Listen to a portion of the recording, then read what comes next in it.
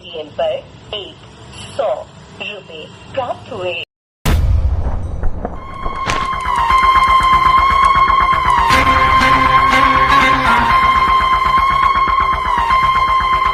April 11, 2016 was the day when UPI transaction was introduced in India.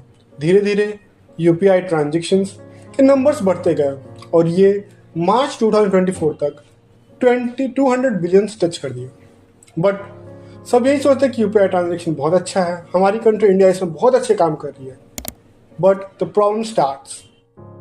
मैं सोच भी नहीं सकता था कि मेरे संग ऐसा हो जाएगा। ऑन 10 जून 2024 12 बजे के आसपास मैं अपने मर्चेंट अकाउंट से पैसा विड्रॉ कर रहा था, मतलब मैं अपने भारत पे के अकाउंट से पैसा विड्रॉ कर रहा था। सडनली वहां पे मुझे एक 5,700 रुपए का डिस्प्यूट अमाउंटेड दिखा। मैंने सोचा कि कुछ दिक्कत हुआ होगा, दिन में कुछ टाइम में सेटल हो जाएगा।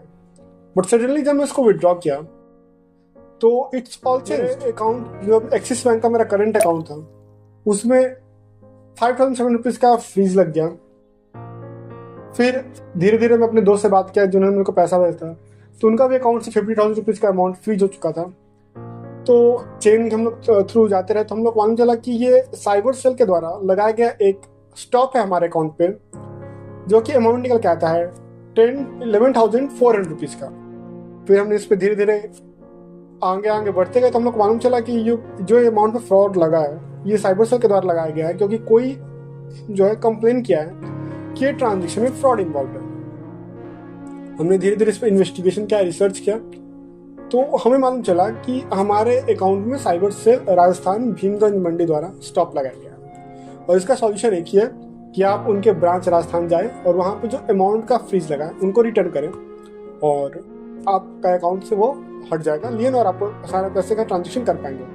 पर दिक्कत ये है कि जब हमने अपने सारे ट्रांजेक्शन गुड फेथ में सब कुछ सही से किए तो हमारे अकाउंट में फ्रीज क्यों लगेगा, और लगेगा भी तो उसको सॉल्व क्यों नहीं किया सकता बिना कोई पेमेंट दिए।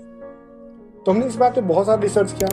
हमने PMO पोर्टल, RTI और यहाँ तक कि लीगल नोटिस सब कुछ हमने कर दिया, फिर भी कोई रिस्पॉन्स नहीं है अभी तक। So we have thought to take a bigger action. Now हम लोग आपको बताएंगे कि स्कैम्स होते कैसे हैं और लोग स्कैम को करके पैसे कैसे कमा रहे हैं। तो सबसे पहला चीज, हम लोग नॉर्मली स्कैम्स के बारे में बात करते हैं कि स्कैम होते कैसे हैं। मान लो कोई भी एक अननोन प्लेटफॉर्म पे, सोशल मीडिया प्लेटफॉर्म पे आपको कोई आता है और आपको कोई गैजेट्स या जॉब का ऑफर या लोन का ऑफर देता है। वो बोलता है कि आप मेरे से ट्रांजेक्शन करिए, आप मेरे को 50,000 भेज दीजिए और आपको हम लोग जॉब दे देंगे। बट वहीं पे आपको दिक्कत होता है, आप उनको पेमेंट कर देते हो लेकिन वो आपको डायरेक्ट ब्लॉक कर देते हैं। और फिर आप जाते हो दौड़े दौड़े पुलिस के पास या NPCI के पोर्टल पे। NPCI क्या है? तो NPCI एक पोर्टल है जो कि 2008 में स्टैब्लिश किया गया था ऑन अ बेसिस कि कोई भी अगर UPI ट्रांजेक्शन गलती से कर देता है या फिर कोई पेमेंट गलती से कर देता है तो उसको वो रिवर्ट बैक कर सकता है on a basis of valid complaint. But अभी ऐसा कुछ फॉलो नहीं होता है, सुनिए। तो वो ऐसा कर सकता है। बट हम लोग केस में क्या होता है, हम लोग केस में जो ट्रांजेक्शन होती है वो क्रिप्टो करेंसी के लेयर्स के थ्रू होती है ताकि मेन जो विक्टिम है उसकी आइडेंटिटी बच जाए। तो सबसे पहले होता है क्या, क्रिप्टो करेंसी में ट्रांजेक्शन होते हैं वो P2P के थ्रू होते हैं और P2P मतलब होता है पर्सन टू पर्सन। अब मैं बात करूंगा कि ट्रांजेक्शन पर्सन टू पर्सन कैसे होते हैं। तो कोई भी एक डिसेंट्रलाइजेशन जिसको कोई कंट्रोल नहीं करता, जस्ट फॉर एग्जांपल एक बिनांस या फिर से बाइबिट, तो हम लोग कैसे हम लोग बिनांस का एक एग्जांपल लेते हैं। तो आप बिनांस में जाते हो, वहां पे एक बायर मिलेगा, एक सेलर मिलेगा। बायर वो जिसको क्रिप्टो करेंसी चाहिए, सेलर वो जिसको क्रिप्टो करेंसी बेचना है। तो बायर क्या करता है, वो $100 हम लोग इसमें हम लोग USDT खरीदने वाले हैं, USDT। तो बायर है वो $100 का ऑर्डर, 100 USDT का ऑर्डर बाइनेंस से प्लेस करता है। बाइनेंस उस ऑर्डर को वेरीफाई करता है और उसके बाद वो सेलर के पास चला जाता है। सेलर कि आपको $100 बेचना है क्या? सेलर यस करता है। सेलर के यस करने के बाद बिनांस उसके अकाउंट से $100 लेता है और $100 को अपने अकाउंट में जमा कर लेता है। अब बिनांस अपने उस पैसे को अपने अकाउंट में जमा कर लेता है $100 को। फिर जो बायर है उसको सेलर का QR कोड भेजता है UPI पेमेंट्स का, बोलता है कि लीजिए आप सेलर के अकाउंट में पेमेंट कर दीजिए। जब हम सेलर के अकाउंट में पेमेंट कर देते हैं तो सेलर उसको कंफर्म कर देता है, yes I receive the payment. और जब सेलर ऐसा कर देता है तो बिनांस के पास जो हमारे 100 USDT फ्रीज रहते हैं उसको वो बायर को भेज देता है और ये ट्रांजेक्शन क्रिप्टो करेंसी डिसेंट्रलाइज्ड है और इसको कोई ट्रैक नहीं कर सकता कि किसके पास गए और किसने इसको भेजा। जैसे कि हम अगर नॉर्मल यूपीआई ट्रांजेक्शन करते हैं तो मान लो कि हम आज के दिन में 10 रुपये किसी मर्चेंट को भेजते हैं, तो गवर्नमेंट इसको ट्रैक कर सकती है कि इसने इसको भेजा और इसका यहाँ एड्रेस है, ये इसका आधार नंबर, इसका पैन नंबर है और ये यहाँ पे रहता है, इसके पास इतनी की प्रॉपर्टी ये है, ये सब कुछ ट्रैक किया जा सकता है।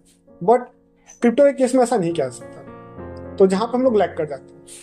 अब क्या होता है, मान लो कि दो दोस्त हैं, मिस्टर ए और मिस्टर बी। मिस्टर ए और मिस्टर बी बहुत पुराने दोस्त हैं। मिस्टर बी क्या करते हैं, मिस्टर बी अपना सेपरेट अरेंजमेंट कर लेते हैं। मिस्टर बी कहते हैं वो क्रिप्टो करेंसी में जाके 50,000 रुपए का ऑर्डर लगाते हैं, बोलते हैं कि मेरे को 50,000 रुपए का क्रिप्टो करेंसी चाहिए।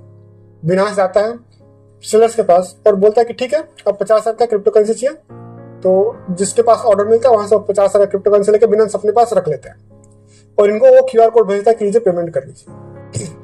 अब मिस्टर बी जाते हैं अपने दौड़े मिस्टर ए के पास एक नया अकाउंट, एक स्पैमिंग का अकाउंट बना के, और मिस्टर ए और मिस्टर बी में पहले से बात हो चुकी रहती है कि मैं आऊंगा और स्पैमिंग करूंगा और तुम मेरे को पेमेंट कर देना, और पेमेंट करने के बाद कंप्लेन कर देंगे, ठीक है। तो मिस्टर बी के पास तुरंत ही मिस्टर बी मिस्टर ए को मैसेज करते हैं कि आपको जॉब चाहिए, आपको लोन चाहिए, कुछ भी करके, और मिस्टर बी बोलते हैं हाँ मेरे को चाहिए, और मिस्टर ए मिस्टर बी के दिए गए क्यूआर कोड पे पेमेंट कर देते हैं।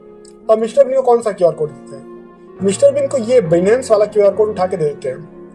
अब क्या होता है कि क्यूआर कोड पे पेमेंट कर देते हैं और मिस्टर बी जाके बिनांस को बोलते हैं कि मैंने 50,000 रुपए का पेमेंट कर दिया।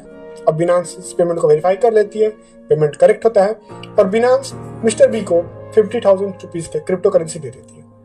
अब मिस्टर बी जाके इस क्रिप्टो करेंसी को कहीं बेच के 50,000 रुपए अपने पॉकेट में ले लेते हैं। उसके बाद अब जो पेमेंट मिस्टर ए ने क्रिप्टो सेलर को किया था, और वो क्रिप्टो सेलर का दिन भर काम है क्रिप्टो को बाई और सेल करना, तो क्या करता है कि दिन भर क्रिप्टो करेंसी को बाई और सेल करते रहते हैं। इसके कारण से क्या होता है कि वो जो पैसा है वो बहुत ज्यादा ही छोटे छोटे पार्ट्स में नॉर्मल लोगों के पास रहता है, और नॉर्मल लोग उसको डे टू डे ट्रांजेक्शन के लिए, सब्जी खरीदने के लिए, कपड़ा खरीदने के लिए करते रहते हैं। उसके बाद क्या होता है, विद इन 24 आवर बाद मिस्टर ए जाते हैं अपने साइबर सेल ऑफिस में या एनपीसीआई के पोर्टल पे जाके कंप्लेन लॉन्च करते हैं। उसके बाद मनी को ट्रैक किया होता है, तो सबसे पहले ट्रैक होता है मिस्टर ए ने पैसा भेजा उस सेलर के अकाउंट में, क्यूआर जो क्रिप्टो करेंसी सेल कर रहा था, तो वहाँ पे ट्रैक किया जाता है। अगर उसके अकाउंट में पैसा मिलता है तो वहीं पे सारा अमाउंट ब्लॉक कर जाता है, लेकिन अगर वहाँ पे पैसा नहीं मिलता है तो मिस्टर सेलर है क्रिप्टो करेंसी पे, वो जिस जिसको पैसा भेजे रहते हैं वहां पर ट्रैक किया जाता है। अगर वहां पैसा मिलता है तो ठीक है, लेकिन इसको भी आगे लिया जाता है और ये 10, 15, 20, 30 लेयर तक चलता रहता है। मतलब जो लोग इस केस में इन्वॉल्व नहीं है और जो लोग जेन्युइन है, जो normal day to day transaction के लिए कर रहे हैं ट्रांजेक्शन, अब जो नॉर्मल मेरे सब्जी वाले भैया हैं उनको कोई ट्रांजेक्शन करता है और उनका अकाउंट फ्रीज हो जाता है, तो इनमें उनकी क्या गलती है, या फिर जो पैसा भेज रहा है उसकी भी क्या गलती है। ये मेन तो गलती मिस्टर और मिस्टर बी के जो स्कैम कर रहे हैं, और ये आके यूपीआई पोर्टल पे, एनपीसीआई पोर्टल पे कुछ भी कंप्लेन लॉन्च कर दे रहे हैं और इसकी कोई भी कार्रवाई नहीं की जा रही है। यहाँ तक ऐसा भी, अगर आप क्योरा पे पढ़ोगे तो ऐसे बहुत सारे पुलिस इन्वेस्टिगेशन ऑफिसर को ढंग से लैपटॉप तक चलाने नहीं आते। यहाँ तक कि मैं खुद जो कंप्लेन किया था उस पर अगर आपको ऑडियो क्लिप में सुनाऊं तो आप सुन के हैरान हो जाओगे। के ध्यान में एक चिंताजनक समस्या जाने के लिए लिख रहा हूँ। इस संबंध में आपके द्वारा कंप्लेंट दर्ज कराई गई थी, उस पर विभाग द्वारा जवाब दिया गया है। तो बात ऐसा है कि मिस्टर बी और मिस्टर ए खुद मिले हुए होते हैं और इनके केस की कोई भी वैलिडेशन नहीं होती, कोई भी चेकिंग नहीं होती है और इसको ऐसे ही लॉन्च कर दिया जाता है और सॉल्यूशन ये दिया जाता है कि आप नजदीकी पुलिस स्टेशन में आइए और वहां पे आके उनके पैसे को रिटर्न करिए। अब एक ट्रांजेक्शन किसी एक स्टेट में होता है और वो डिफरेंट स्टेट में फैल जाता है, तो क्या ये पॉसिबल है कि डिफरेंट स्टेट से 2,000-3,000 रुपए के लिए लोग आए और जाके इनको आके पैसे रिटर्न करें? Do is possible? और रिटर्न भी क्यों करें? आखिर इन्होंने जो ट्रांजेक्शन किया वो गुड फेथ में क्या है? इनके पास सारा प्रूफ रहता है कि हमने यहाँ से ये खरीदा, यहाँ से ये खरीदा है, तो फिर आखिर इनको पैसा रिटर्न करने की जरूरत क्यों है? और बात रहा मिस्टर ए और मिस्टर बी, अगर ये मिले हुए लोग होते हैं तो इनके पास तो 50,000 रुपये क्रिप्टो करेंसी भी आ गई और यहाँ तक कि कंप्लेन करने के बाद 50,000 रुपये का जो इनका रिफंड है वो भी आ जाएगा। तो इन्होंने तो 1 लाख रुपये ऐसे ही बना लिए, इसकी कोई वैलिडेशन, कोई जांच नहीं हो रही है। यहाँ तक कि पुलिस से कंप्लेन कर तो पुलिस बोलता है कि नहीं, आपका 5,000 कंप्लेन तो आप काम करिए, 13,000 भेज दीजिए, 10,000 कंप्लेन तो 20,000 भेज दीजिए, ऐसे कर दीजिए। एडवोकेट्स को बात करें तो advocates are charging more than 25,000 30,000 rupees for one single case. तो इसका एक सॉल्यूशन हमने निकल के लाया है कि हम आपको डिस्क्रिप्शन में गूगल फॉर्म का लिंक देंगे, और आप क्या करिए कि आप अपना डिटेल्स वहाँ पे सेंड कर दीजिए, और हम और हमारी टीम आपको कांटेक्ट करेगी और ट्राई करेगी कि आपके केस में बात करें आपसे और आपके केस को जल्दी से जल्दी सॉल्व करें। और हम लोग इस चीज़ को as a not a single case but as a level of India हम लोग इसको सॉल्व करेंगे। That's all. आई होप ये वीडियो से आपको कुछ ना कुछ सीखने को मिला होगा। और इस वीडियो का बनाने का एक ही मोटिव है, इस वीडियो को आप ज़्यादा से ज़्यादा शेयर करो ताकि कोई भी जो नॉर्मल सब्जी वाले भैया, दूध वाले भैया जो नॉर्मल है, जिनके पास बहुत कम ही बैंक अकाउंट होते हैं, वो फ्री जाते हैं, उनको सडन हॉस्पिटलाइजेशन की नीड होती है, सडन किसी के घर में शादी करने की नीड होती है, तो उनको मालूम चलता है उनका अकाउंट फ्रीज है। तो ऐसा ना हो, उनके संग ये स्कैम ना हो। सो आओ मिल के काम करें और इस स्कैम को इंडिया से दूर करें।